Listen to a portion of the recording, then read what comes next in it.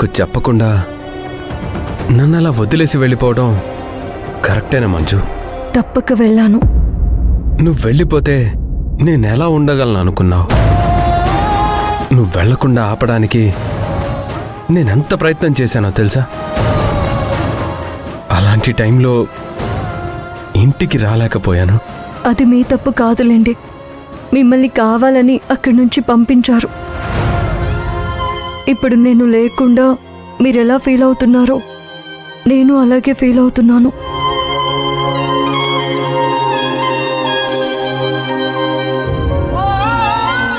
వీరిద్దరి ప్రేమకి ఒక తోడు కావాలి.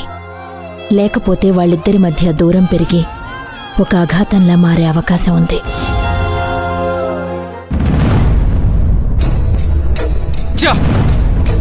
ఇంకా ఎన్ని రోజులైన వాళ్ళ గురించి ఎతకాలరా? అసలు మీరు నిజంగానే ఎదుగుతా ఉండారా, లేదా ఎదిగినట్టు నడిస్తా ఉండారా? అన్నా, మేమెందుకు అలా చేస్తామన్నా? ఎందుకంటే పగ మీది కాదు కదరా, నాది కదరా. అన్నా, మీ పగే మా పగనా? మీరిలా కోపంలో మమ్మల్ని అందరూ తిడుతున్నందుకే మాలో మేము మాట్లాడుకొని టీమంతా సెట్ అయ్యామన్నా. ఏ క్షణంలోనైనా వాళ్ళ జాడ మనకు తెలిసి రావచ్చు. ఎరా హట్టయ్యావా? లేదనా, బాధలా ఫీల్ అయ్యాను. అన్నా అన్నా, ఏమైందిరా? వాళ్ళు ఎక్కడున్నారో తెలిసిందన్నా. ఎంత మంచి శుభవార్త చెప్పావురా.